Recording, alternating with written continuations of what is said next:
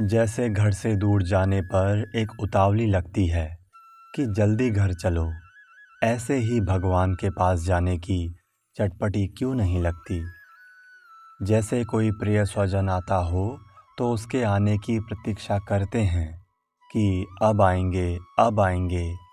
ऐसे ही भगवान के आने की प्रतीक्षा क्यों नहीं होती। अपने असली घर पर जल्दी पहुँचें, भगवान जल्दी मिलें, ऐसी मन में चटपटी लगनी चाहिए। भगवान दूर थोड़े ही हैं, अगर प्रेम हो तो भगवान नज़दीक हैं। जो चीज़ हमारे साथ रहने वाली नहीं है, उसमें मोह हो रहा है, ये बड़े आश्चर्य की बात है। जो सबके हृदय में विराजमान है, जो अपना है और अपने में है, उस परमात्मा में भाव क्यों नहीं हो रहा है।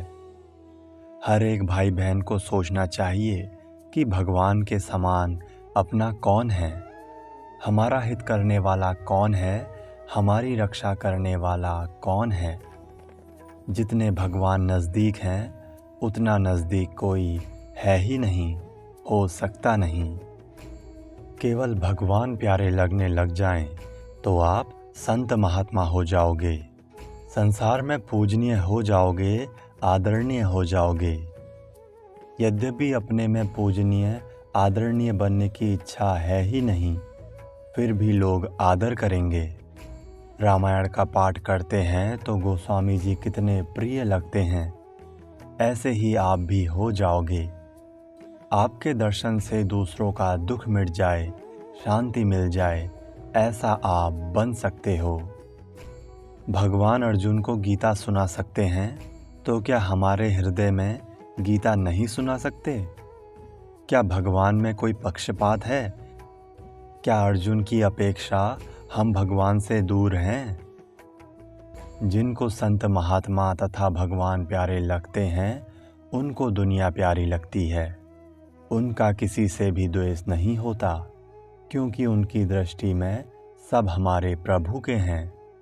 इतना ही नहीं, उनको वृक्ष, ईंट, पत्थर आदि भी प्यारे लगते हैं कि ये भी हमारे प्रभु के हैं।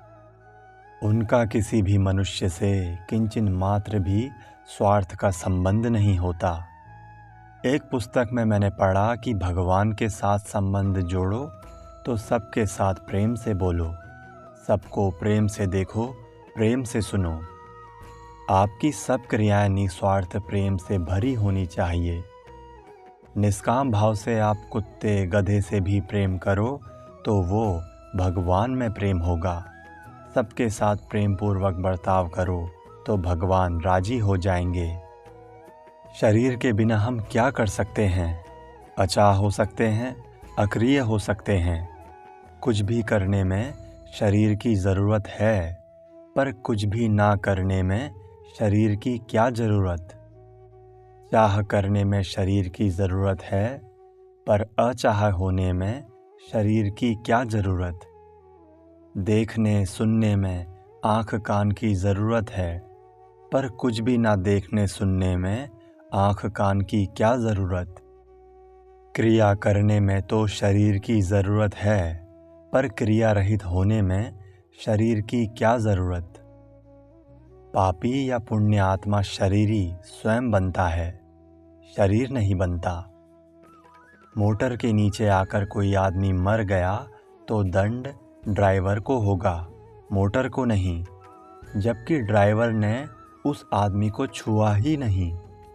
अगर उस ड्राइवर के पास एक दूसरा ड्राइवर भी बैठा हो तो उसको दंड नहीं होगा, दंड चलाने वाला कर्ता को होगा। कोई भी काम करने में कर्ता की ज़रूरत होती है, पर कोई भी काम ना करने में कर्ता की क्या ज़रूरत। शरीर तो मरने पर यहाँ रह जाएगा, फिर पाप पुण्य का फल कौन भोगेगा। जो शरीर को चलाता है, उसका चालक कर्ता बना हुआ है, वो स्वयं भोगेगा। मनुष्यों ने प्रायः सांसारिक बातें और पारमार्थिक बातें एक समझ रखी हैं, पर एक है नहीं। दोनों में बड़ा भारी फर्क है। संसार के काम में क्रिया की ज़रूरत है, पर पारमार्थिक काम में अक्रिया की ज़रूरत है। अक्रियता की प्रधानता से मुक्ति होती है।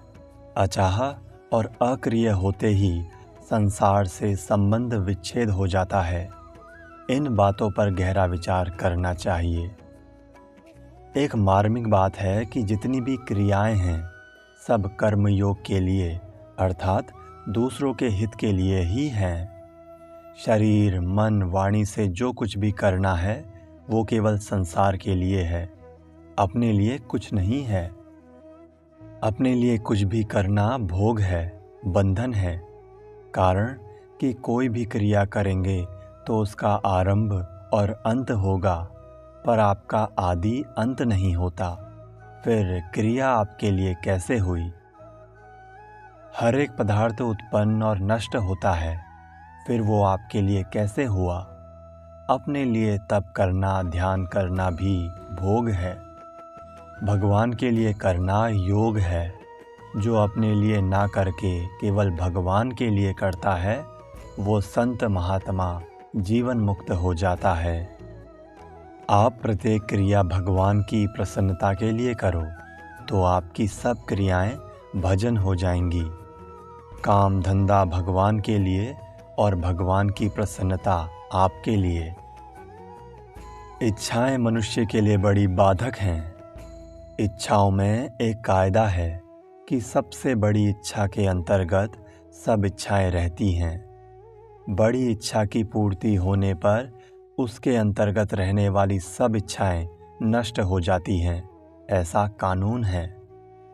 बड़ी इच्छा है परमात्मा मिल जाएं, परमात्मा के दर्शन हो जाएं, परमात्म तत्व का बोध हो जाए, परमात्मा में प्रेम हो जाए। ये मूल इच्छा है जिसकी छाया में दूसरी सब इच्छाएं हैं। भोग और संग्रह की इच्छा उस परमात्मा की इच्छा के अंतर्गत है। जीवात्मा परमात्मा का अंश है, इसलिए इसकी मूल इच्छा तो परमात्मा की है, पर खुद को मालूम नहीं है कि मैं क्या चाहता हूँ। वो अपने आप में कमी का अनुभव करता है, पर कमी क्यों है और कैसे मिटेगी इस बात को नहीं जानता। कमी को मिटाने के लिए ये भोगों की और संग्रह की इच्छा करता है। जब तक ये इच्छा रहेगी तब तक इसका कल्याण नहीं होगा। अपनी मूल इच्छा को ना पहचानने से अनेक इच्छाएं पैदा हो जाती हैं। अगर ये परमात्मा की इच्छा को प्रबल बना ले तो दूसरी सब इच्छाएं मिट जाएंगी। जिससे दूर होने पर जीव दुखी हुआ है वो दूरी मिट जाए तो सब इच्छाएं मिट जाएंगी, पैदा ही नहीं होंगी। परमात्मा की इच्छा करेंगे तो उसके पेट में संपूर्ण संसार की इच्छाएं आ जाएंगी, सब इच्छाएं मिट जाएंगी। जैसे 1000 रुपये मिल जाएं तो 5 रुपये की इच्छा मिट जाती है। 1000 रुपया और 5 रुपया तो एक जाति के हैं, पर परमात्मा और संसार एक जाति के नहीं हैं। परमात्मा चेतन व अविनाशी है, संसार जड़ व नाशवान है। मनुष्य का दर्जा संसार से भी अधिक है। जो भगवान के भक्त होते हैं उनमें रुपयों की इच्छा होती ही नहीं, क्योंकि उनकी दृष्टि में रुपया बड़ी वस्तु है ही नहीं। संतों के पास कुछ नहीं होने पर भी वे बड़ी मस्ती में आनंद में रहते हैं, क्योंकि उनको सबसे बड़ी वस्तु मिल गई है। आप ये मान लो कि भगवान मेरे हैं तो आपकी सब इच्छाएं मिट जाएंगी। एक भगवान अच्छे लगेंगे तो फिर राज्य संपत्ति वैभव मान सत्कार आदर आदि सब तुच्छ लगेंगे। छोटे से छोटे तथा बड़े से बड़े जीव भगवान के अंश हैं। इन जीवों के भीतर चाहना भगवान की ही है, पर भगवान से विमुख होकर दूसरी चीज़ों की चाहना पैदा कर ली है, ये बाधा है। इसी कारण नाशवान में आकर्षण हो गया है। वास्तव में यह आकर्षण भगवान का है, क्योंकि हम उन्हीं के अंश हैं। ये बात इतनी विलक्षण है कि इसकी महिमा कहने में नहीं आती। ये बात पुस्तकों में भी नहीं मिलती। पुस्तकों में मार्मिक बातें बहुत कम मिलती हैं, कारण कि पुस्तकें प्रायः पंडितों की बनाई हुई मिलती हैं और उन्हीं का अध्ययन करते हैं। अनुभवी पुरुषों की पुस्तकें बहुत कम हैं और वे पंडिताई की पुस्तकों के आगे छिप गई हैं। सभी मनुष्य सुख, शांति, आनंद चाहते हैं, दुख नहीं चाहते। तो ये क्या है? ये मूल में भगवान की चाहना है। कोई भी चाहना पैदा होती है तो उसके मूल में भगवान की चाहना है। सब चाहनाओं के भीतर भगवान की चाहना है। कोई मनुष्य कसाई है, क्रूर है, उसके भीतर भी भगवान की चाहना है। भगवान से विमुख होने पर ही दूसरी चाहनाएं पैदा हुई हैं। भगवान को पुकारो, हे नाथ, हे मेरे नाथ।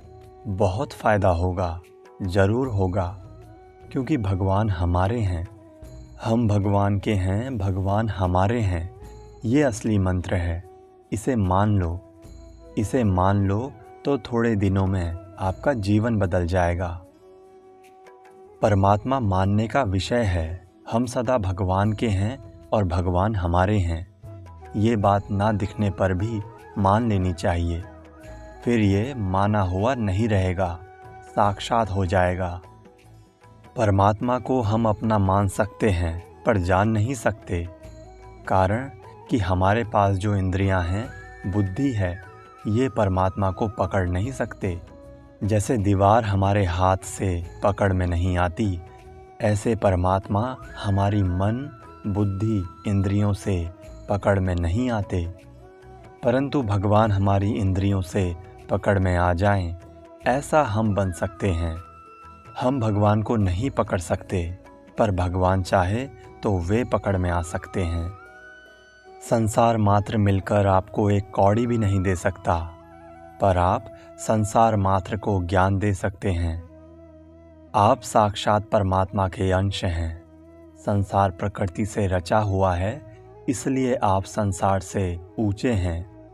आपका मूल्य संसार से अधिक है। अभी आप मानते हैं कि मैं तो छोटा हूँ, संसार बहुत बड़ा है। वास्तव में आँख के अंतर्गत दृश्य आता है, दृश्य के अंतर्गत आँख नहीं आती। इसलिए संसार आपके अंतर्गत है। संसार आपसे छोटा है, पर आपने बड़ा मान लिया। संसार निरंतर आपसे अलग हो रहा है और अभाव में जा रहा है। इसके सिवाय उसके पास कुछ नहीं है। उसको आपसे कोई मतलब नहीं। संसार आपके साथ नहीं रह सकता और भगवान आपका त्याग नहीं कर सकते। आप संसार को नज़दीक समझते हैं, इसलिए भगवान आपको दूर मालूम होते हैं।